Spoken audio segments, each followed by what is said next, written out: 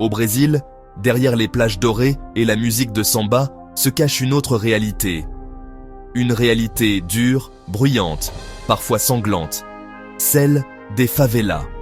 Ces quartiers, perchés sur les collines de Rio ou perdus dans les ruelles de São Paulo, sont le symbole d'un pays fracturé entre richesse et pauvreté.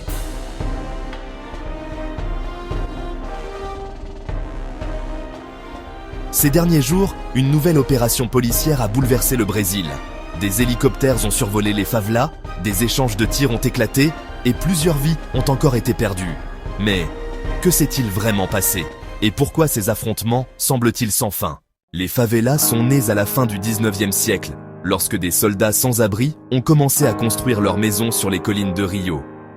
Peu à peu, des milliers de familles pauvres se sont installées là, cherchant un toit, une vie meilleure. Aujourd'hui, plus de 11 millions de Brésiliens vivent dans ces zones informelles, des endroits où la solidarité est forte, mais où l'État est souvent absent.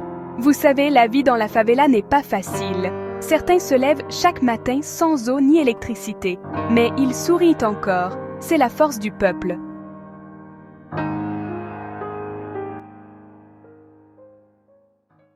Les autorités affirment que ces opérations visent à lutter contre le trafic de drogue et les gangs armés. Dans certaines favelas, les trafiquants contrôlent tout, les entrées, les rues et même la distribution d'électricité.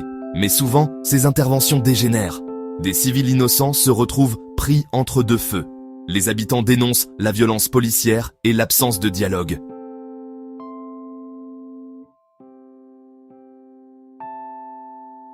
Selon plusieurs ONG, plus de 6000 personnes sont tuées chaque année au Brésil lors d'opérations policières, la majorité dans les favelas. Tout a commencé à l'aube. La police militaire, accompagnée d'unités spéciales, a lancé une opération dans la favela de Jacarezinho, à Rio de Janeiro. L'objectif officiel, arrêter des membres d'un réseau de trafic. Mais très vite, tout a dérapé. Des tirs nourris ont éclaté.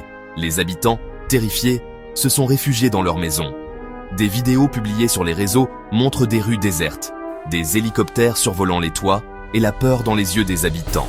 On a entendu des coups de feu dès l'aube. Les enfants pleuraient, les mères se cachaient derrière la porte. Tout le monde priait pour sa vie. Au total, plusieurs morts, des blessés et une favela encore une fois traumatisée. Le gouvernement parle d'un succès opérationnel, mais les associations locales crient à la bavure. Elles accusent la police d'abus, de manque de transparence et d'atteinte aux droits humains. Les habitants, eux, demandent une seule chose, la paix. On veut juste vivre tranquille, éduquer nos enfants, travailler. Pourquoi faut-il toujours la guerre ici? La violence dans les favelas n'est pas seulement une question de police, c'est aussi une question sociale, économique et historique. Manque d'éducation, chômage, inégalités extrêmes, tout cela alimente le désespoir. Et tant que ces problèmes ne seront pas réglés, les favelas resteront un champ de bataille entre l'espoir et la peur. Les favelas du Brésil, c'est une autre face du pays. Une face blessée, oubliée, mais pleine de courage. Le peuple des favelas n'est pas méchant. Ce sont des gens comme nous, qui luttent chaque jour pour vivre. Et chaque fois qu'il y a des balles, des rêves meurent aussi. Alors, la question reste ouverte. Combien d'opérations faudra-t-il encore, avant qu'il y ait enfin la paix ?